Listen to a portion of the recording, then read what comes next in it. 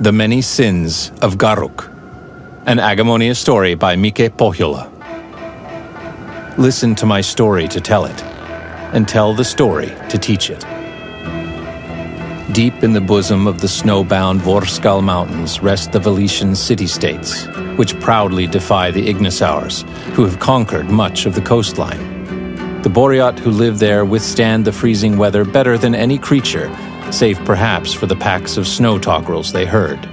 Like the snow togrels, the Boreat are covered in thick, coarse hair, and sport magnificent antlers on their heads and hooves on their feet. Most Boreat avoid the 7 sins and aspire to the 7 virtues as taught by the Church of the Reformed Hearth.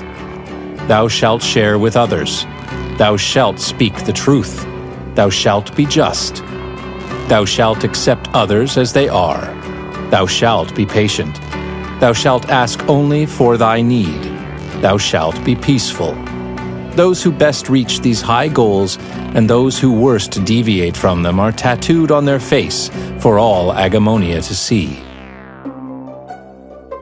The city of Yasco, carved inside a frozen mountain, is one of the pinnacles of this religion, where all Boreat live in peace, harmony, and prosperity. There are no rich or poor Boreat there, for all toil as much as they are able and receive as much as they need, as decreed by the Scolders, who are the priests and priestesses of the Church of the Reformed Hearth, and form the ruling council of all Boreat cities. One of these Scolders is Bodjar of Yasco.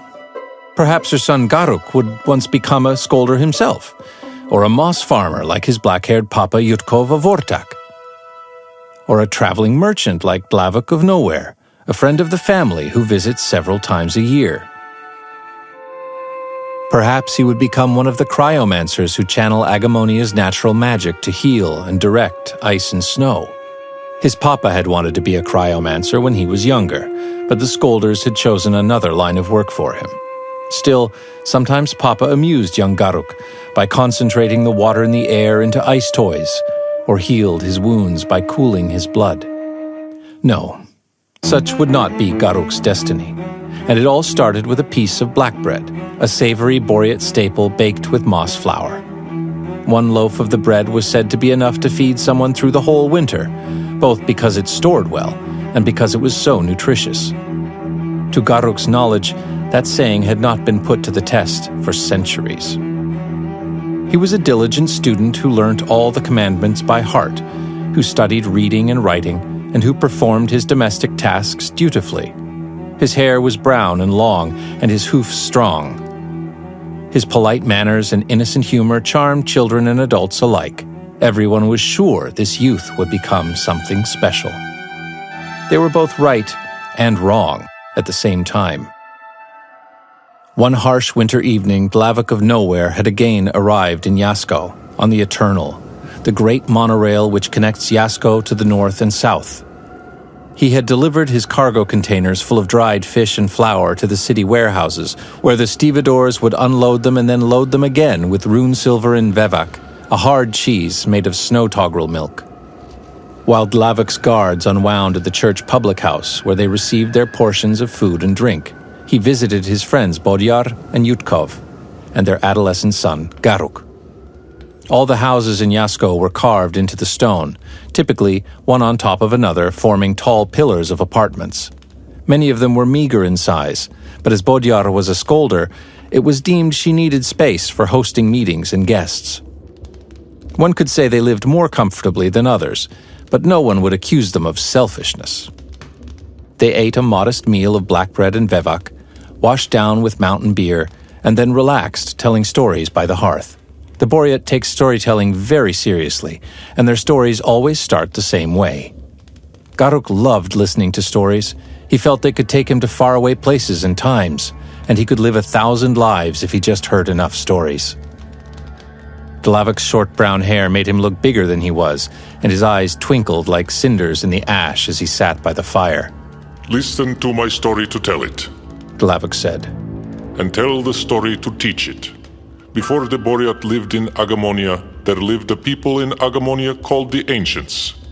No one knows who they were or how they lived, but their legacy remains.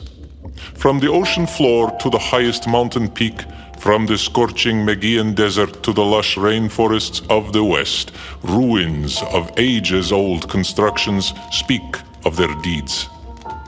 This we have always known, and all the peoples remember the ancients in their own ways.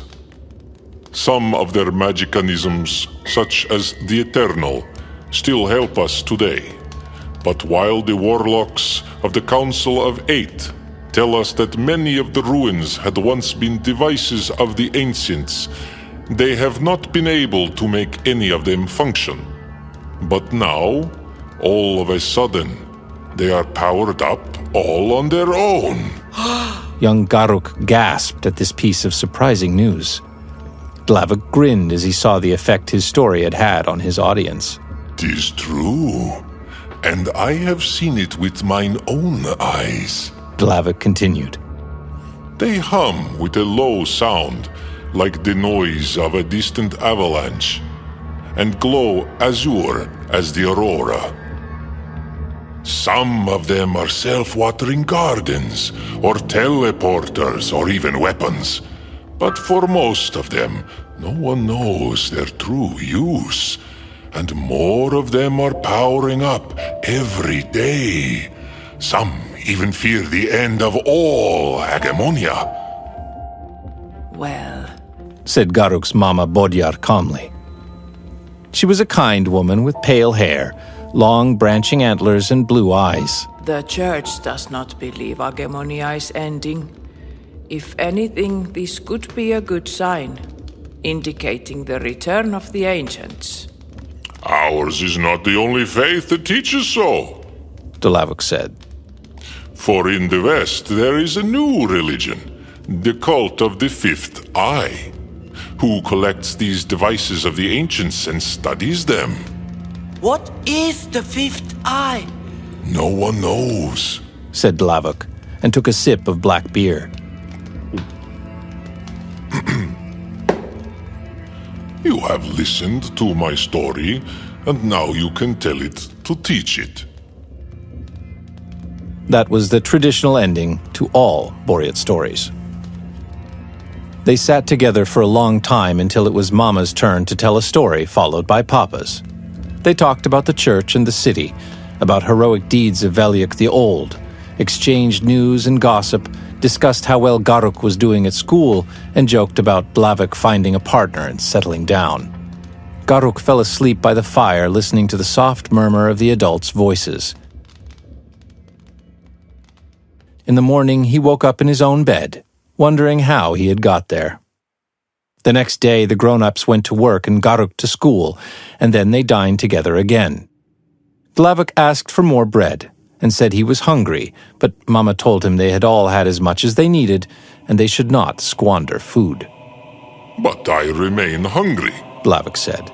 "I am much bigger than you, and will set out again tomorrow. I need to eat." "You have eaten," said Mama. She gave him a smile that was apologetic, compassionate, and final. Glavoc was not happy, but he said nothing. There was no storytelling that evening since Glavoc had an early morning. They prayed by the hearth and went to sleep. In his dreams, Garuk was overwhelmed by violent rage and animal instinct. He ran through the cold mountains on all fours and saw a snow togrel grazing on the sprigs it had dug out from under the snow. Garuk bared his sharp claws and his long fangs, none of which he really possessed, and pounced on the poor beast. He tore at its neck, warm blood spraying everywhere, and while the togrel cried in pain and horror, Garuk ripped it to pieces. The white snow was covered in red, and as the snow togrel's last breath escaped in a cloud of mist, Garuk looked upon himself. He was no longer a monster. He was a Boreat boy, much younger than he really was, and he was covered in blood and entrails. What had he done? Then he noticed Mama and Papa, leaders and church officials, relatives and cryomancers, all standing in a circle around him, looking at him with accusing eyes. He knew he had committed a terrible sin, many sins. He was a sinner. And his sin was not just in what he had done, but in his very being. for deep inside he was a monster. This was a dream he saw almost every night.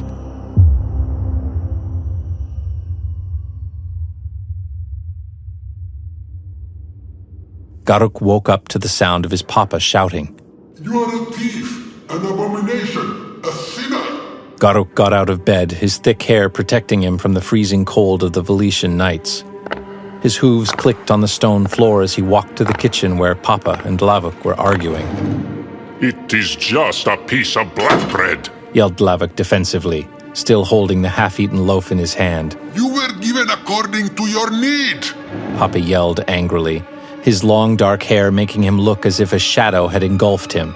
By Veliuk, you lied and abused our hospitality! By now, Mama had also woken up and joined Garuk. She held him fast to comfort him and then spoke with the commanding voice she often used in church.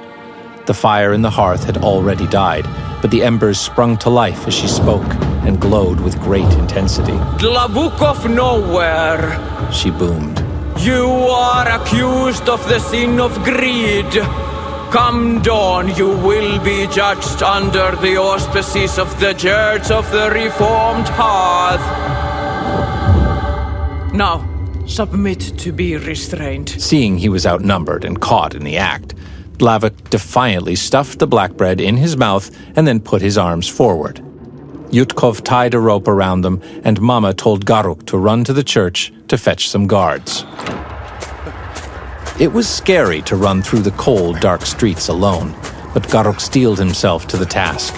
He soon returned with 2 large Boreat wearing armor emblazoned with the emblems of the Reformed Hearth. The 2 guards dragged the fuming Glavoc to jail for the rest of the night. Garuk had watched Glavoc being taken, and it seemed like the man was struggling, not against the guards, but against something else, as if he was holding back. Perhaps he was trying to keep his temper in check. It took a long time for the family to calm down, especially since they had considered Glavoc a friend.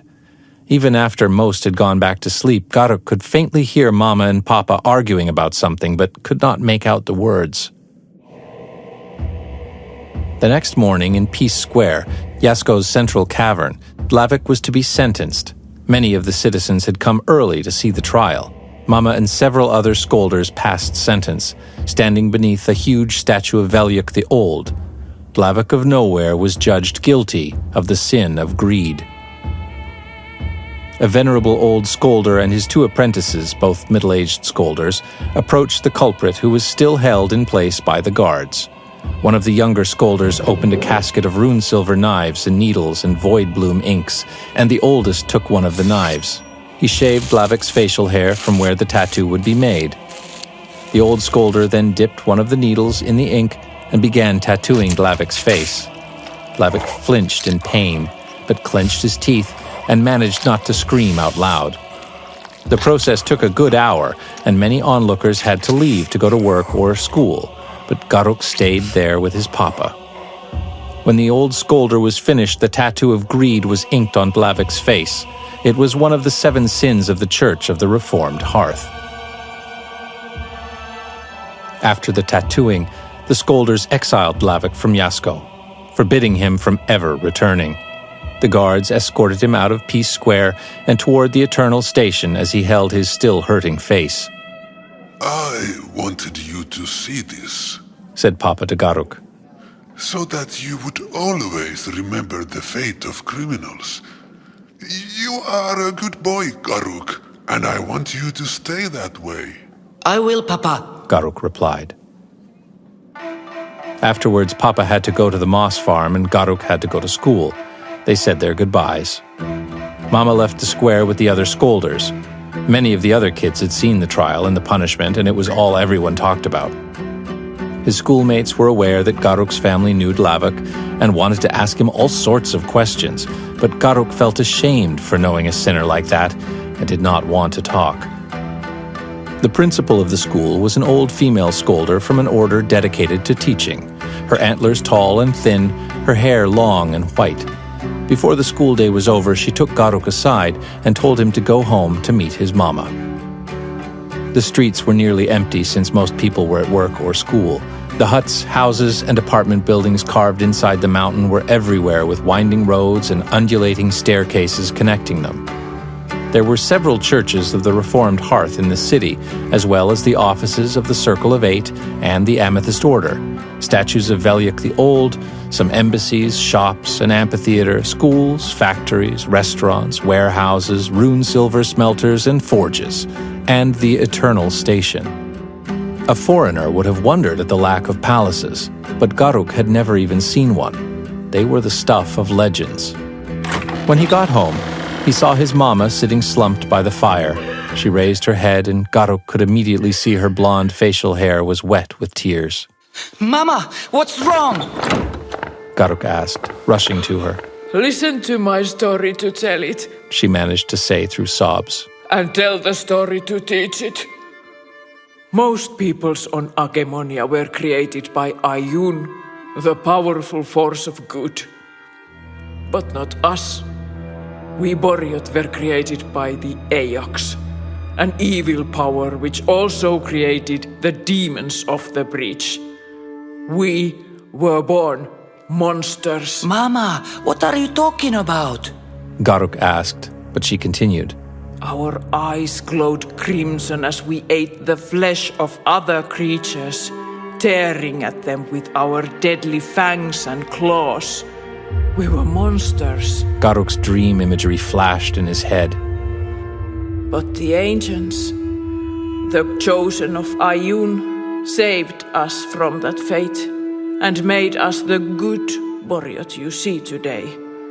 We do not kill for pleasure. We do not eat flesh. We're selfless and kind. Most of us.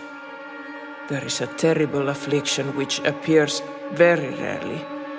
Some cursed Boreot turn into these monsters and wreak havoc among their neighbors. You have listened to my story and now you can tell it to teach it. Mama, that is but a story. Like the abominations in the mountains. No, Garuk. Mama said. It is true. And Glavoc is one of them. Today, he transformed into an abomination and attacked your papa. Garuk stared at her in shock. He tried to ask questions, but no voice came from his mouth. He knew what Mama would say next, and when she said it, he could not believe it. He killed your papa. I was there. I saw it. Your papa is dead. But Garuk was no longer listening. He was not there, not at home, not in Yasco, not even in his own body. He was not in that time anymore, just drifting somewhere else. Perhaps he was the wind in the mountains, or the fire slowly consuming the logs in the hearth, or the Eternal traveling with immense speed on its one track through the snow, or the bright stars above in the darkness of the winter nights.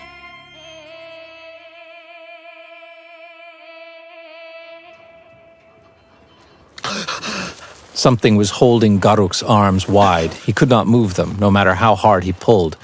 He was out in the cold, the sun reflecting off the snow, almost blindingly bright.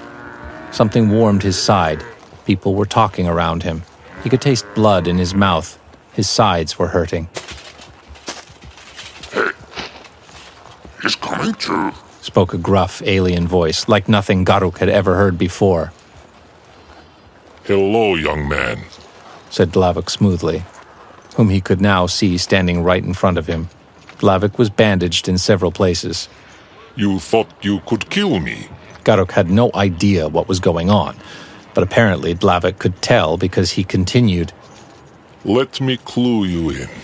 Listen to my story to tell it, and tell this story to teach it. You turned into a flesh-eating abomination, ran through Yasco, found me, and attacked me. And I have to say, you put up quite a fight. Well done. If you were bigger, you might have bested me. Nevertheless, soon after I had restrained you, my friends here helped us escape, and here we are. You have listened to my story, and now you can tell it to teach it. Garuk took a look at Glavoc's friends who were holding his arms. Their faces had no hair, and their horns were short and sharp. They had gilded armor lined with fur. He had seen pictures of the Ignisars who had invaded the Valetian coastline and realized he had been captured by the enemy, which meant Glavoc was working with them. Giant warm mushrooms had melted the snow here, and the light was not coming from the snow, but from them. Sun be ever warm for you. One of the Ignisars growled through gritted teeth. Her voice was guttural and strange, and her breath smelled of sulfur. These are marauders from the House of Seven Lightings. Glavoc explained. Business associates of mine in the south. Garuk was trying to wrap his mind around all of this. Glavoc was working with the enemy. Garuk himself had turned into a monster? He had attacked Glavoc? Glavoc had spared Garuk's life, and now they were both on the run? What do you intend to do with me? Garuk asked.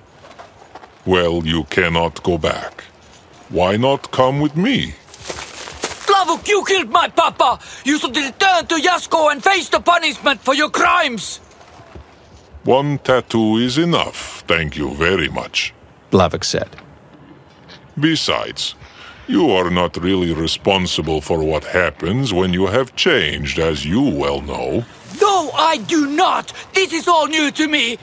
This was your first change? Asked Glavoc appraisingly.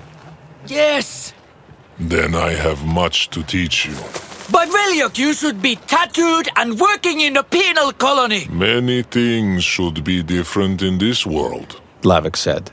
And we do what we can to change them.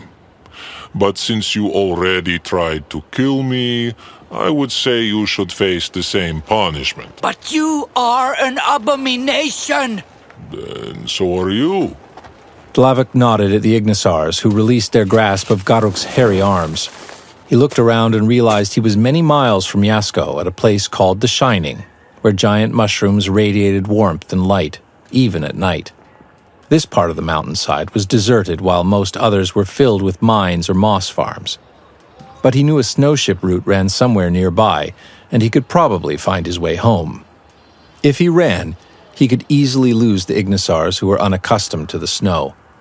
They were shivering right now, putting on thick mittens and standing close to the warm mushrooms, but Glavoc might still catch him. There might be people in the mountains, too, togrel herds or guards or cryomancers. Someone might see them and call for help, and if Glavoc caught Garuk, the murderer might kill him, too. Wait a minute. Glavoc had caught him. Why did you not kill me? Garuk asked. Why would I kill you? I like you. Glavoc said. You killed my papa! Not this again, said Glavoc, rolling his eyes. Yes, I killed Yutkov. Get over it. Garuk could not take it. He rushed at Glavoc, and the man fell backwards into the snow. Garuk stabbed him in his face tattoo with his own knife, and then ran before the Ignisars could lay their claws on him. Little clouds of powder snow puffed in the air with every step as he ran for the ridge of the nearest slope. His heavy breath wetted his thin beard and mustache and froze into little icicles. When Garuk reached the ridge, he turned to look back. To his surprise, Glavoc and the Ignisars were not pursuing him.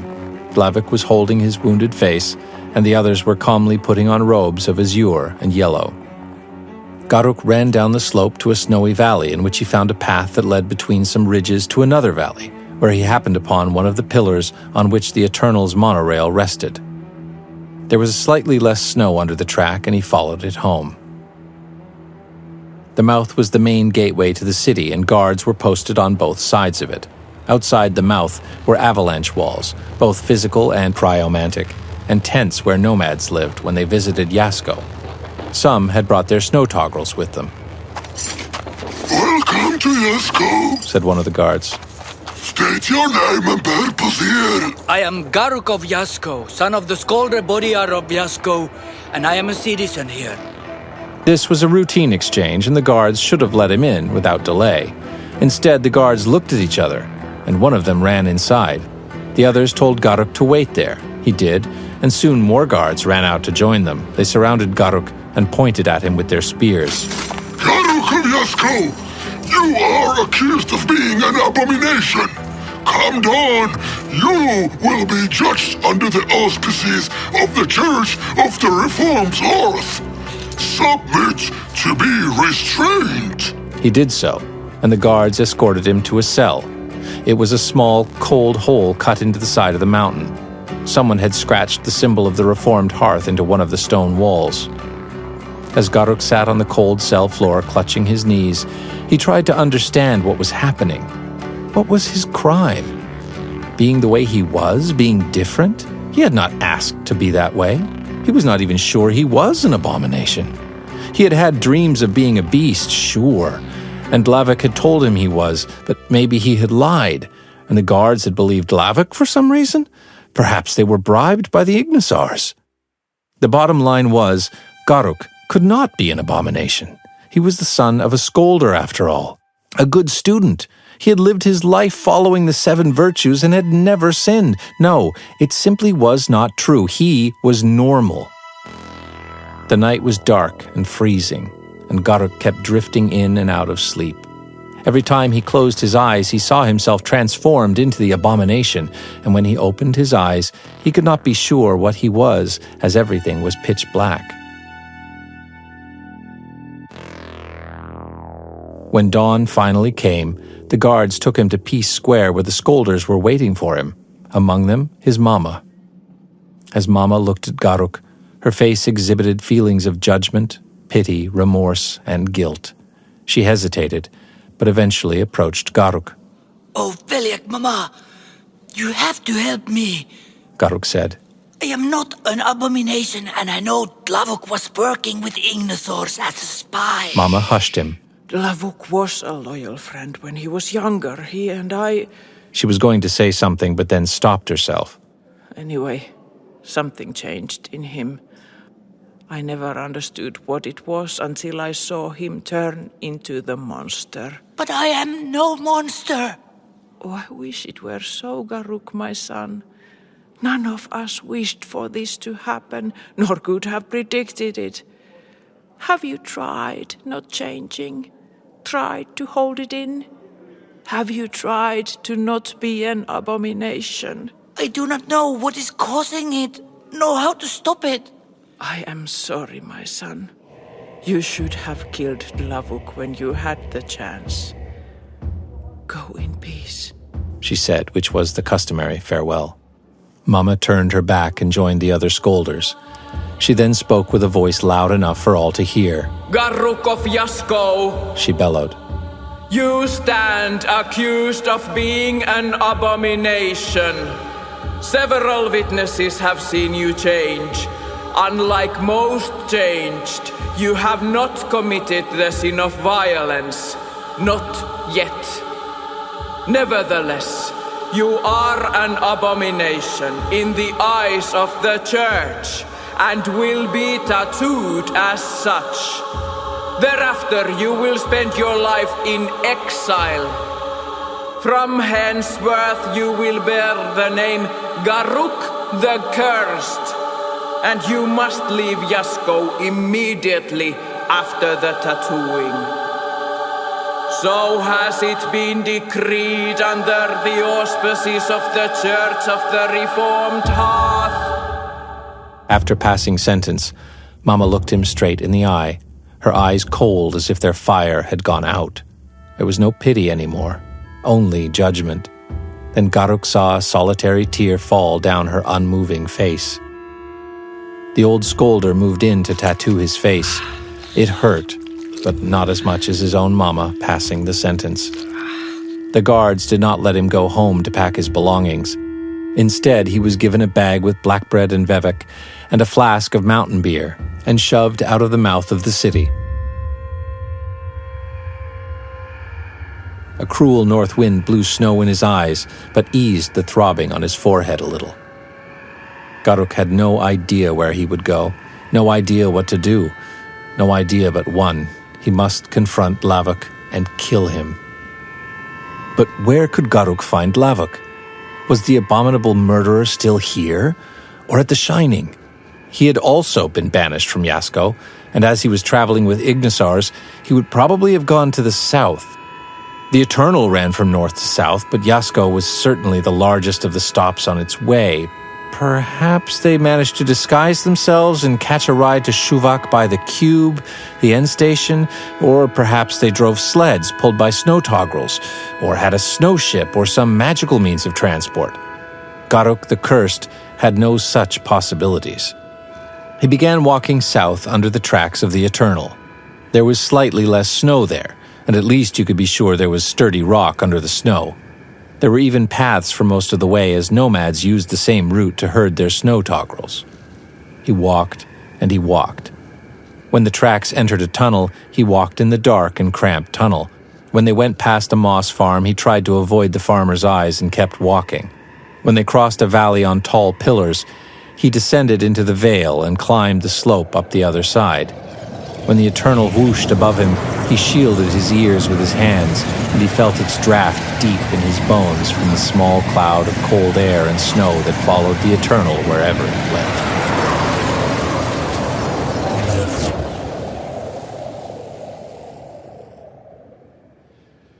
The sun had set and Garuk could no longer see properly. He was cold and hungry, and his legs were sore from all the walking. He had expected to run into a small town or a nomadic tent village or a cryomancer's hut, but he had seen no houses of any kind for hours. He had learned in school that some tribes north of the Vorskals made houses of snow. It was supposed to insulate them from the cold somehow, but this snow was too cold to make snowballs out of, and he had no idea what to do for a roof. The best he could do was use a track pillar as one wall and pile lumps of snow to make other walls. It certainly would not make him warm, but perhaps it would shelter him from the wind. It was already dark, and the aurora were dancing in the sky, their purple and green luminescence reflected off the snow. Garuk ate his provisions, wrapped himself in his meager clothes, and tried to sleep. He again dreamt of being an abomination, hunting small animals in the snow and eating their flesh. Agemonia's 2 moons shone bright above him, and he howled at them.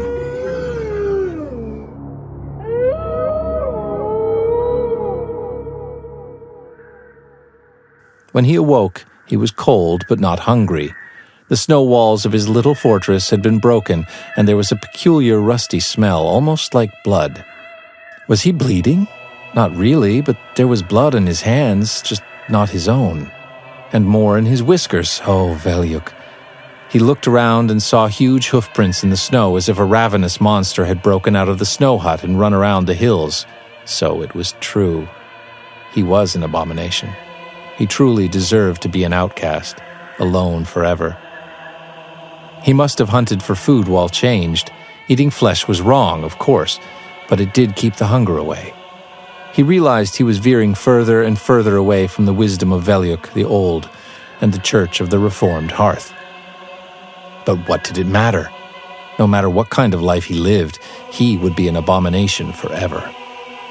He had heard stories of the abominations who wandered the frozen peaks of the Vorskals, hunting snow togrels and even boryat. Would he end up like them? If he kept walking in the snow, probably. Who knew? Perhaps those stories were indeed based on previous changers just like him. But if he wanted to track down Glavoc, he could not succumb to his abominable side for good. Not yet, at least. He had to get south first. If he kept on walking, perhaps he would permanently turn into an abomination. He had to hold on to his boryat side. He would not walk. He would take the Eternal to Shuvak by the Cube.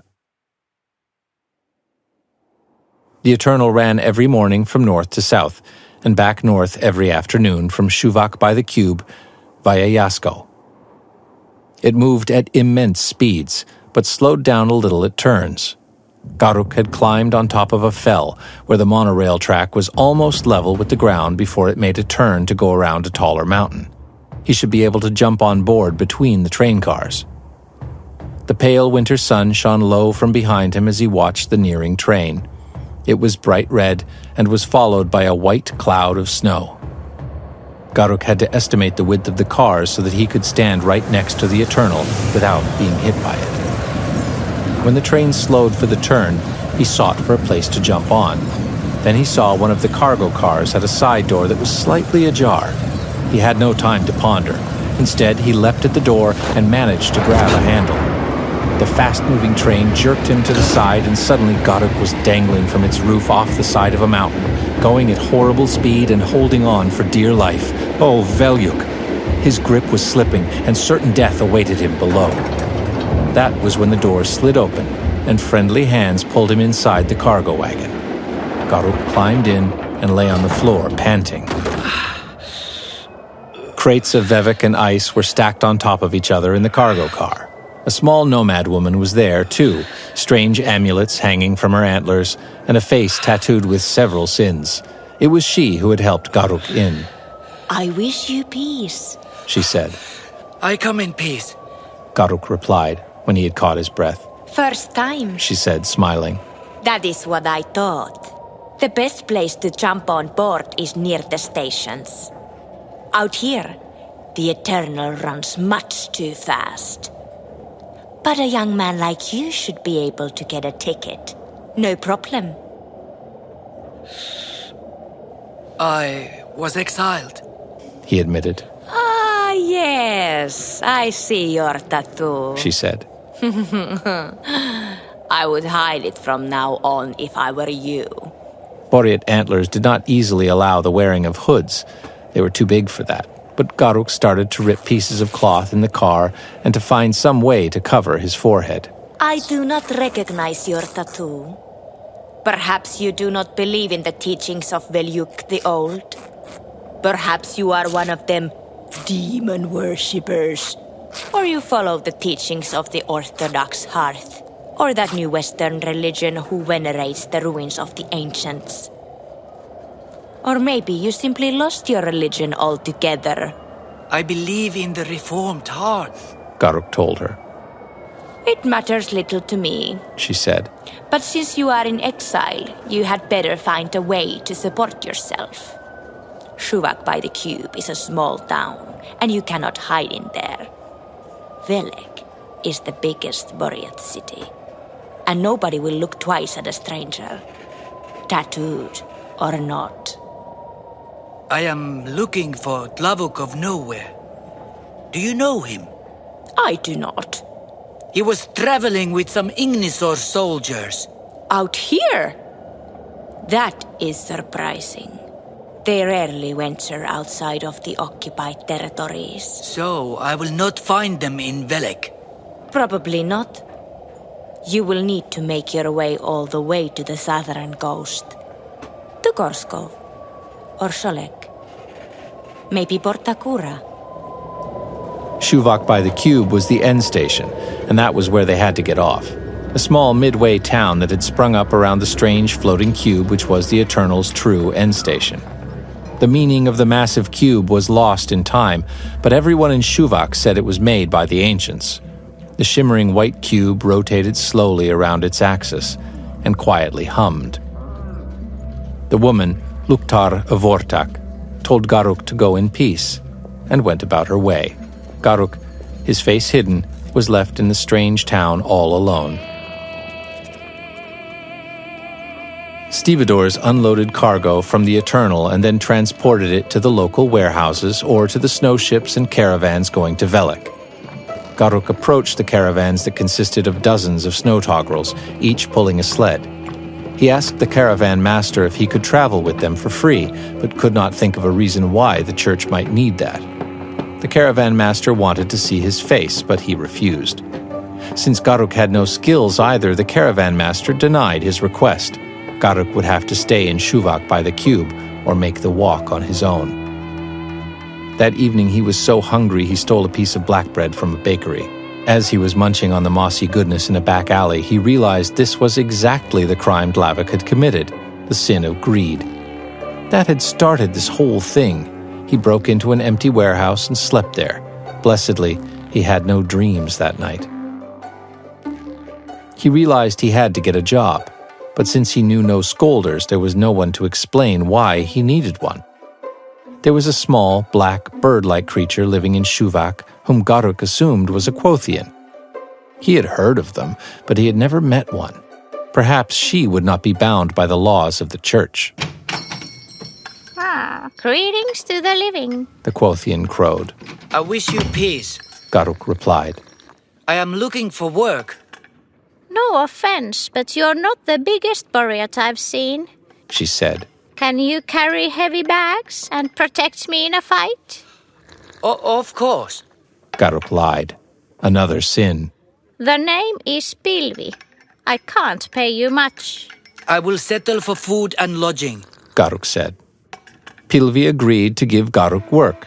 She mostly ate eggs and mushroom milk, and Garuk learned to tolerate them as well. The work was delivering small parcels to Pilvi's Boreat customers in Shuvak and nearby villages. Garuk never asked what was in them, but all the customers had very dreamy eyes and were very clearly not giving their all to the community. This had to be some kind of addictive poison, one more sin in Garuk's growing list. At times, local guards ransacked Pilvi's storage, and Garuk had to help her hide the drugs. When Pilvi ran out of dream eggs, she and Garuk joined a caravan that was headed for Velek. When they were attacked by a pack of hungry Shulvs, the Boreat guards protected the merchants, the passengers, and the goods. The Shulvs had a bristly gray fur and skulls for heads, as Shulvs do. One Shulf managed to break through, and Garuk had to fight it off with his bare claws. He half wished he could have changed into an abomination, but did not. Instead, he managed to focus his cryomantic energies like his papa had shown him, and concentrate the cold air into a sharp icicle in his hand. He stabbed the Shulf with it many times until it ran away in fear. One of the guards shot it with her bow. Violence was a sin too, but perhaps his papa would have been proud of his skills. In Velek, they lived with a group of Quothians, all Pilvi's associates. In the city, there were also walking stone men, a few Ignisars, and a slender Nitigri with sleek gray fur and a long tail. A few of them were working for the Amethyst Order or the Council of Eight. Others were merchants or researchers or magicians. Sometimes one could see a nomadic Boreat or even followers of the Orthodox Hearth, a minority not tolerated almost anywhere else. According to Pilvi, there were also agents of the Shroud in the city, a mysterious organization of thieves and assassins. They hid their identities by wearing veils and robes of azure and yellow, which made Garuk think of Glavoc. He and the Ignisars must have been working for the Shroud. Whether the Quothians were associated with the Shroud or some smaller criminal group, Garuk was not sure.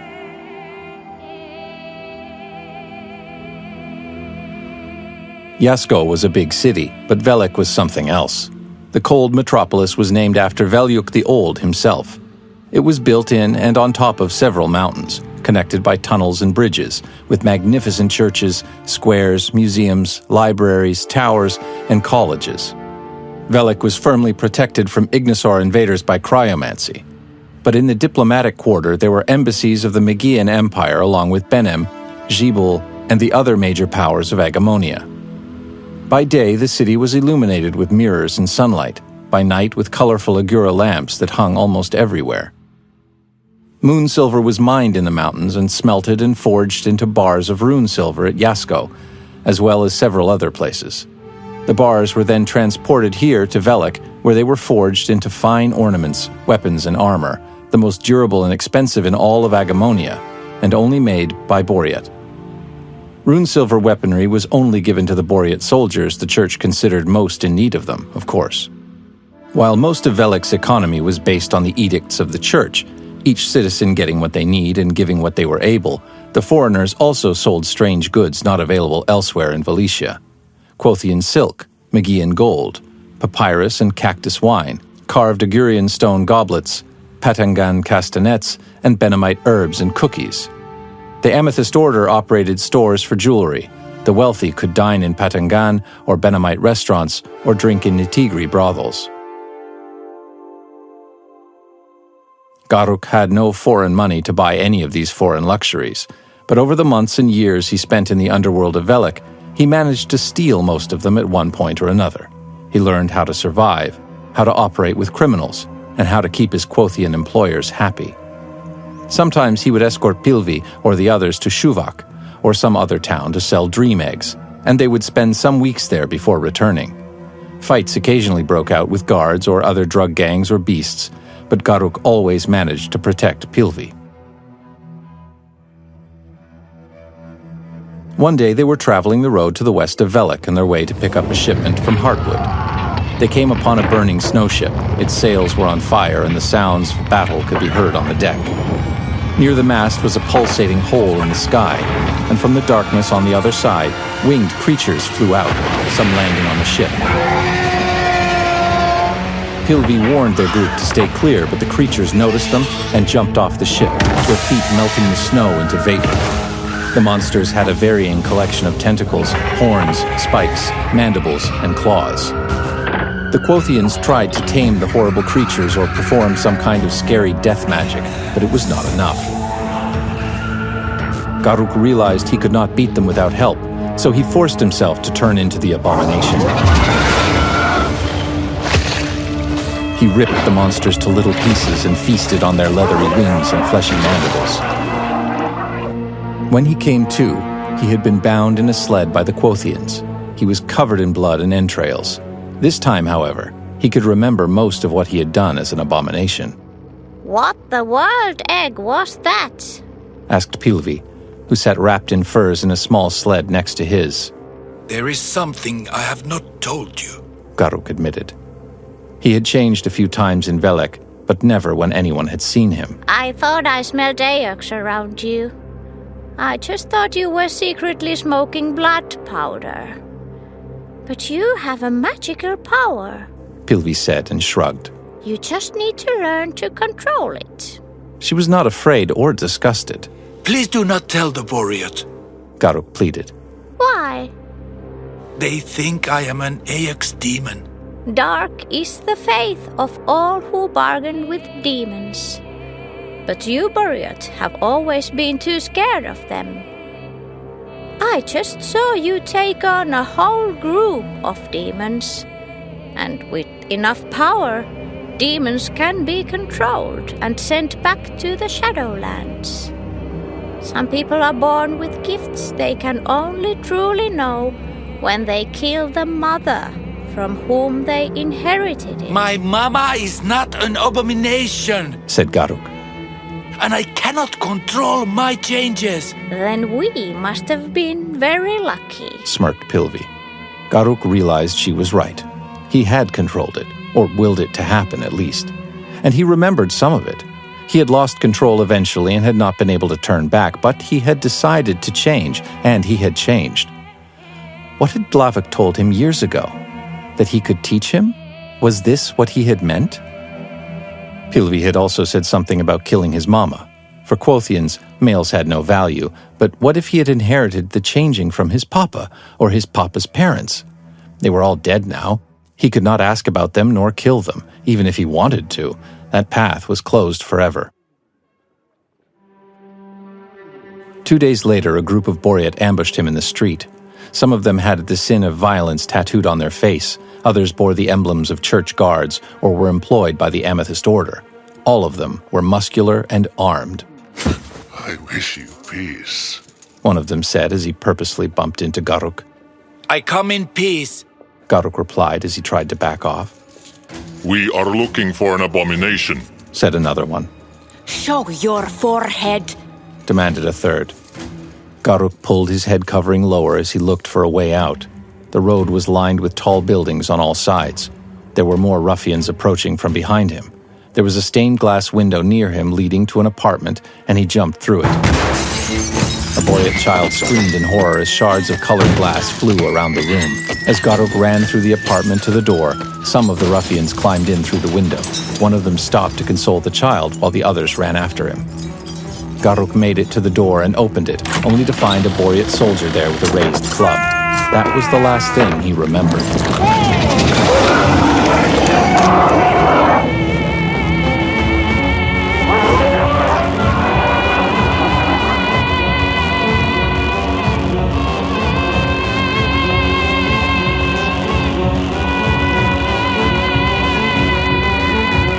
When he came to, he was in the middle of a glacier somewhere, his head bare. Not this again, he thought. Clearly one of the Quothians had talked. He could never return to Velik, he knew, But what should he do? Then he saw the remains of a bloody Boreat corpse lying on the ice. He must have dragged it here and eaten it. Was it one of the hoodlums who attacked him in Velik? The corpse was lying on its belly, so he turned it with his hoof. Then he saw its face. It was Luktar of Vortak, the woman he had met on the train years ago. He had killed her. But why? Why? Because he could not control himself. The abomination was a danger to all. Once he had killed Glavoc, he would kill himself in order to rid Agemonia of all abominations once and for all. He had no provisions or equipment, but now he knew what to do. He turned into an abomination to make his way south toward the sun. When he was hungry, he hunted. When it got dark, he found a cave to rest in. If they were occupied by Shulvs or furry blizzards, he fought them for shelter. Sometimes he would win. Sometimes he would lose. Days followed one after another, and Garuk lived as a beast among beasts. As winter turned to summer and summer back to winter, he barely remembered his name anymore. He had found a nice cave with massive Agura crystals by the entrance, killed and eaten the blizzards that inhabited it, and had built himself a nest. Shulvs knew better than to approach the cave. If nomads or miners happened to go near the cave, they heard his tremulous howls and quickly fled. He was the monster of the Bone Cave.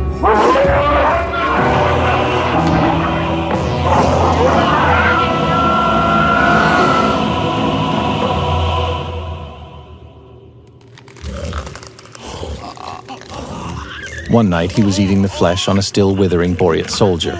She cried for help, but he barely understood the words.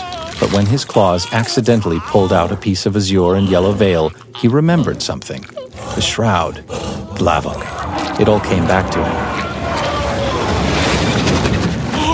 The look on the soldier's face turned from pain and fear into astonishment. Garuk realized he had changed into a Boreat again. He did not feel the need for blood nor the desire to hunt. The woman, bloody pieces missing from her arm and belly, did her best to scramble out. Garuk asked her something, but no words came out. He realized he had not spoken a real word in years. He was dressed in rags, and the hair on the top of his head had fallen out. Was this the life that he wanted? Or should he be content living the life of an animal?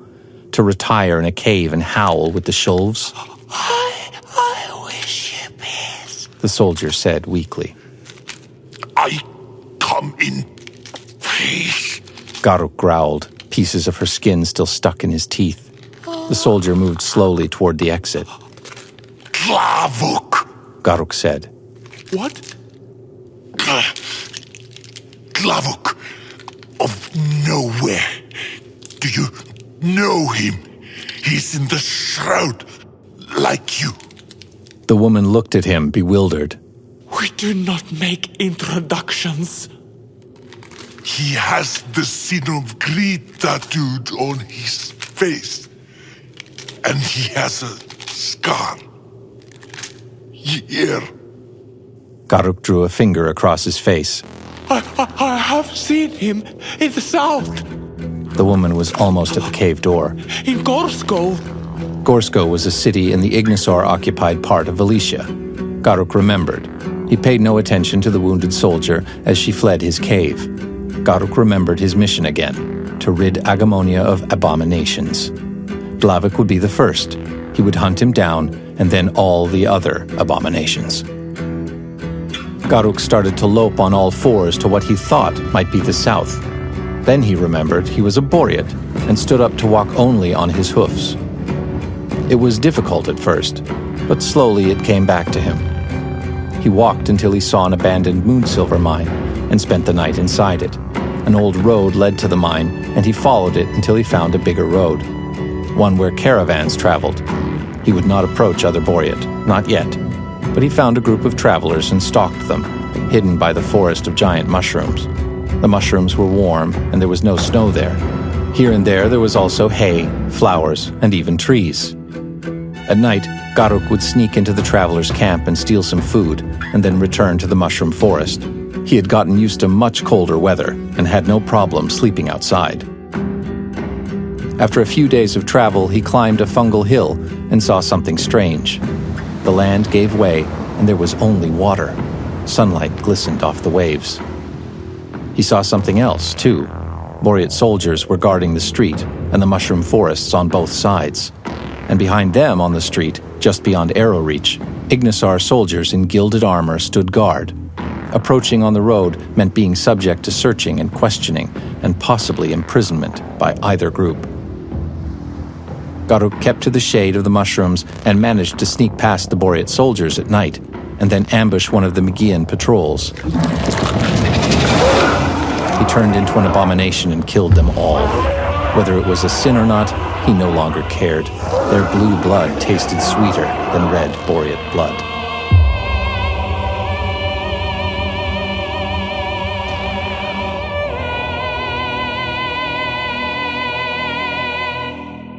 On the next days, he saw his fellow Boreat in chains, toiling in the fields or the mines, whipped by Ignisar masters. And he saw Ignisar priestesses in golden masks conducting horrible ceremonies to the burning sun, their false god. Something of his childhood was brought back to him as he remembered having learnt of foreign religions at school, how wrong they had seemed then, how meaningless all religion seemed now to one who had lived as an animal for so long. He stole an Ignisar robe and put it on when he walked into Gorsko at night, his head again covered. Unlike many Boreat cities, it was not built inside a mountain, but on the coast. It had once been a prosperous port from where Boreat could spread the wisdom of the Church of the Reformed Hearth to all harbors in Agemonia. Now it was ruled by Ignisars, and Boreat were subject to their cruel rule. Churches had been converted into solar temples, statues of Veljuk the Old had been toppled, and Ignisars laughed noisily in the streets, drunk on cactus wine. In more dimly lit quarters, the Boreats still lived, some of them having willingly pledged themselves to Magia's service, others harboring resistance. It mattered little to Garuk. He was no freedom warrior. He wanted Glavoc.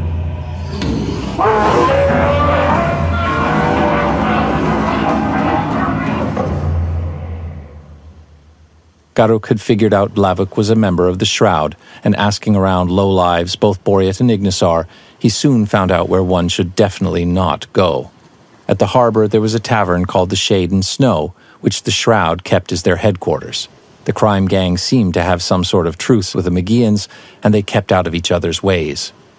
Garuk found a good spot for spying on the Shade and Snow at a dockyard behind a Sunshine Fleet junk that was waiting to be repaired. He spent many days and nights there, observing the comings and goings of the tavern, only leaving to steal something to eat and drink. He could not be sure he had seen Glavoc, but any of the veiled Boreat could have been him. There were also smaller veiled figures who might have been Quothians or even Nitigri. He was munching on a piece of black bread with kevak and sliced vegetables and making his plans when a shadow fell on him. I wish you peace, Garuk the Cursed, said a familiar voice. Garuk turned and saw Glavoc of nowhere. There was no time to wait. Garuk turned into an abomination. Glavoc did the same. Seabirds took flight as the two monsters lunged at each other's throats. Glavoc was strong, but so was Garuk now. Having lived so long as an abomination, he was more used to that form than his Boreat self. He roared and grabbed Glavoc's chest, ready to tear his heart out. Glavoc was armored and trained, and although they both managed to wound each other terribly, it was Glavoc of Nowhere who finally managed to lift Garuk in the air and push him against the stone pier with devastating force. Glavoc looked into his eyes, and Garuk could feel his animal instincts subside as he turned back into a Boreat. How did that happen? He could not move, but he could watch and listen. He saw Glavoc turn back into a Boreat, obviously of his own will. Most of his brown hair had turned gray, and there were several new tattoos on his face.